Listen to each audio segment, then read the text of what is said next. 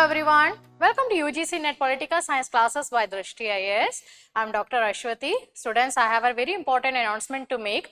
From next month, that is 10th of July, we are starting our next batch for UGC Paper 1 and Paper 2. For more information, you can check out the links given in the description box. So let's start with our class. In this class, I am dealing with the Western political thought or the political thought, which is the second unit given in the UGC NET syllabus, and I am going to teach about Thomas Hobbes. So in the last class I have taught about Plato, and in this class I am starting with the possessive individualism or the social contract thinkers. So Thomas Hobbes is the first person. He's a very important theorist, and he is one of the prominent figures associated with social contract theory. First is Thomas Hobbes, then followed by John Locke, then Jean-Jacques Rousseau. After that, in the 20th century, we have John Rawls as well, who is a very another prominent social contract thinker. But yes, Thomas Hobbes, he has left a very deep imprint. Like, to understand any political thinker, we have to first understand about where he was born. He belonged to England, and his famous lines were, "I and fear were born twins." It means that when his when his mother was actually carrying him, at that time Spanish Armada, they were approaching England, and during that time, out of fear he was born, his mother actually delivered him prematurely, and it left a very deep imprint in his mind, and this was one of the reasons that he formulated the idea of Leviathan, the absolute monarch, or let's say that an absolute authority. Okay, and he talked about like unlimited political obligation. You cannot just, get rid of your monarch, but you have to abide by the rules prescribed by the monarchs. That we will be discussing in this class. But yes, it is very important to look up to his works, very important ones, and it is very necessary that you have to learn the names of their works in a chronological manner. So first comes the Elements of Law, Natural and Politic, published in 1640, followed by De Cive, 1642, Leviathan, very important one, published in 1651, De Cooper, published in 1655, The Questions Concerning Liberty, Necessity and Chance, published in 1656, De Homine, published in 1658, Behemoth, 1679, Dialogue between a Philosopher and a Student of the Common Laws of England, 1681. So these are the major works by Thomas Hobbes, and you have to learn the names of these works in a very chronological manner. If you don't go for it, you may lose a chance of attempting one question in UGC NET. It is very important, students, so you have to keep an eye on the list of books. And in the last class also, I have given you a trick, like what is the best way to crack the UGC NET examination. Most at least 10 questions or 5 questions you get from the identifying the concepts given by particular thinkers, or to identify the names of the books. So it's very important that you read them, you learn about them, and it is not just going to help you in the UGC NET examination, but also in SET examination and in state services as well. So it is not like, once you learn it, it is going to help you in multiple examinations. Next, he belonged to the period of the English Civil War of the 17th century, which formed the backdrop to the writings of Thomas Hobbes. And then after, he is a very famous social contract theorist that I have already mentioned. And according to Andrew Heward, what is social contract? Okay, so earlier times we had the system of you are the subject of a king, and the king will say whatever the king will say whatever he wants, and at that time there was a papal, that there was a domination of the papacy as well. But now with the social contract thinkers, they started bringing the individual as a very important element in politics. You have to, like every other, that is the reason why C.B. Macpherson gave a kind of an idea, a phrase called possessive individualism. It means that the social contract thinkers like Thomas Hobbes, John Locke, Rousseau, all these people brought individual as a very important element. The end is like you have to create a government. But before that, all these individuals, they are not the subjects of any particular monarch or the slaves of any feudal lord or something. No, you are an individual. Okay. Here, a hypothetical agreement among individuals through which they form a state in order to escape from the disorder and chaos of the state of nature. All these thinkers gave an idea about the state of nature, what sort of state they are. They are living in a sort of anarchy. Different thinkers have given different notions of anarchy, but yes, they all created a kind of a very grim picture of very they tried to, like, the degrees varied, but yes, they all tried to show that the state of nature was not that good for the people. So that was the reason that people wanted to come out of the state of nature to form their own government and to enjoy their natural rights. And in these days, in this social contract period, people spoke about natural rights. Here, social contract is actually an agreement between the individuals. Okay, it is not top-down approach, but rather it is a bottom-up approach, and through which they form a state in order to escape from the disorder and chaos of the state of nature. It also means state is not created by a privileged elite group or a hierarchical or some people from certain families can create the state. No, it is the individuals. The individuals are actually going to create the state by an agreement among all the people. So this was the era of possessive individualism. This phrase was given by C.B. Macpherson. This question was also asked in UGC NET, that who coined the term possessive individualism? C.B. Macpherson. Next, how Thomas Hobbes has given or let's say that how he has painted the state of nature. Okay, now here, state of anarchy, arajakta, completely state of anarchy. People have faculties, people have the same there may be like physical differences also, but yes, every other person is actually trying to survive in the state of nature. Everyone are fighting with each other for the resources and many other things. That is the grim picture, or let's say that the very bad picture of the state of nature. Here it is the law of the jungle. The stronger will be free to oppress the weaker.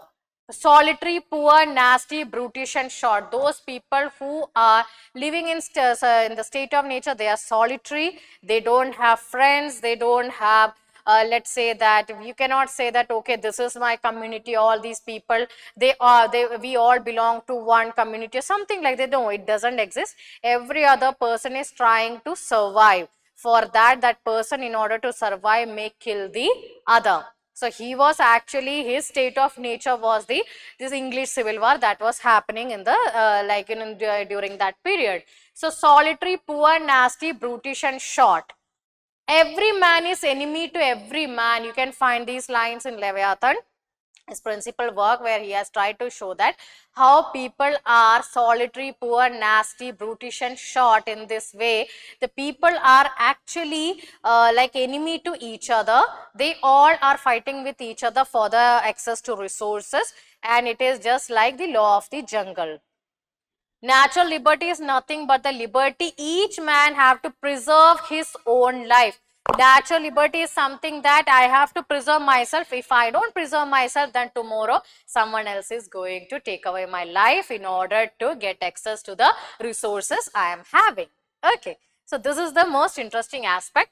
Now in Elements, the Elements is one of his first book, where he identified 3 reasons for anarchy in the state of nature. First one is the psychological element, absence of coercive authority. Individuals behave aggressively. Second is the competition for the same goods, and thirdly, every man thinking well of himself. So the first point is a psychological one. You don't have a very good authority at the top that can actually regulate your business. That is the first point. Second point, here he talks about that there exists a competition for the same goods. Let's say that people are there, the resources are less. Obviously, you must have seen that in the post any disaster relief operation that you see, people actually run for water bottles, medicines and many other stuff. Why? Because people know that these things are in very less number, and they all think about themselves. Maybe they think about their families rather than they are not going to think about the community that time. So this is a kind of a competition that you can find. And the third and a very important point is that every person think about their own things, like people are highly selfish. In this way, Thomas Hobbes portrays these are the three reasons for state of nature or the anarchy in the state of nature. So what is the social contract by Thomas Hobbes? Even I have mentioned about it, like in one of my previous classes. The social contract is like Leviathan is not part of the contract, but he emerges out of the contract. Okay, here people, they come together for the preservation of their natural rights and for saying the exchange for their security. They all come together, they form a Leviathan. Here the Leviathan is not, he is not part of this contract, but rather he comes as a result of the contract, because of which you cannot remove this Leviathan. It means that absolutism. So unconditional and unified sovereign authority, sovereignty absolute with a preference for monarchy. He preferred for monarchy. He was prepared to invest the king with the sovereign or absolute power rather than risk a descent into a state of nature. So he always feared chaos, he always feared conflict. So he always thought that what if people rebel against this king, or if something happens, then the people are going to again push that state into state of nature or to anarchy. In order to prevent it, Thomas Hobbes had this idea that you cannot dissolve this Leviathan, you cannot dissolve this commonwealth or the state that you form. A citizen should therefore accept any form of government, because even repressive government is better than no government at all. So to him, anarchy is worse than having a kind of a tyrannical system. To him, it is like it is better to have an authoritarian type of king rather than having no government at all, where you are actually fighting with each other. But under any form of government, at least you will have a government to regulate the business of the state. Okay.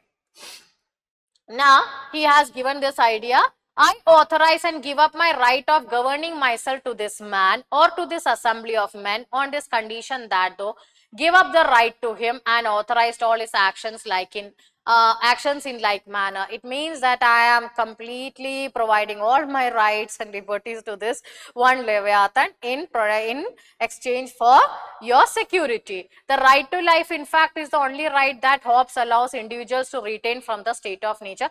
Right to life is still with the people. Hobbes' theory of the social contract would appear flawless only if a perfect and infallible person or assembly could be found and established as a sovereign. Now, the biggest problem here is that you need the sovereign need to be a kind of a person who is infallible and is a perfect person. So obviously, whenever a person comes to power, once you get the taste of power, you don't want to leave it, right? So this is the idea that in case even if he is giving an utopian idea, in that way the Leviathan should be a perfect person. Because if an imperfect person goes and attains the office of this Leviathan, what will happen?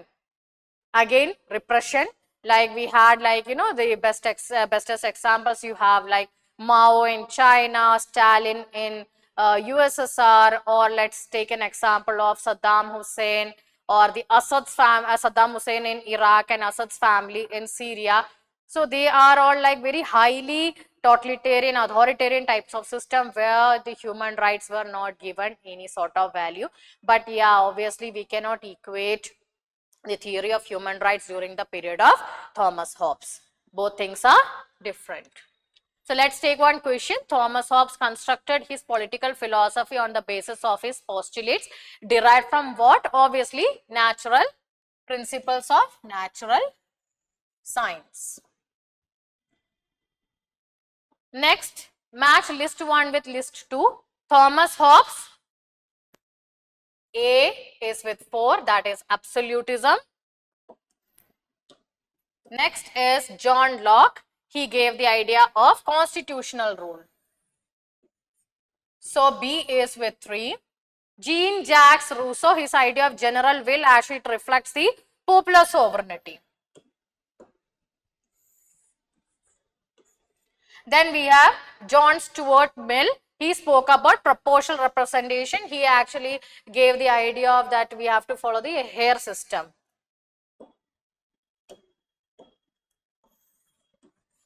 Okay, I have used these color pens so that you can easily identify. So Hobbes is with absolutism, Locke is with constitutional rule, Jean-Jacques Rousseau is with popular sovereignty, and John Stuart Mill is with that of proportional representation. And the last question, this is a statement 1 and statement 2. Hobbes' theory of obligation is physical because the subjects obeyed the sovereign out of fear of punishment. Obviously, yes, he created an absolutist system where like once you have given up all your rights to this person, to that sovereign, you have to obey that person. Obviously, you will be under the obligation. So the statement 1 is correct. Second, laws of nature of Hobbes were not mere pieces of advice about the prudent pursuit of self-interest, but were moral laws which dictated duties which were obligatory because they were commanded by God. So in a way that laws of nature, like Thomas Hobbes actually, we cannot say that completely yes, that he was actually referring to that of God, like that the sovereign is going to be a representative of God, but to some extent he wanted to draw this fact that yes, it does exist, but at the same time you have to bring how you can bring people together. So this was actually, both statements are actually correct. Okay, laws of nature of Hobbes were not mere pieces of advice, but about the prudent pursuit of self-interest. Obviously, this self-interest is very important here, but were moral laws which dictated duties. You have certain duties out of fear of punishment. You have obligations to the Leviathan which you cannot actually minus. Okay. So these are the major ideas associated with Thomas Hobbes. For more information about Thomas Hobbes and other thinkers, you can choose our course, and it is starting, as I have mentioned in the beginning of the class itself, that we are starting our next batch from 10th of July. So students, go through the lecture again and prepare well for the next UGC NET examination. Thank you.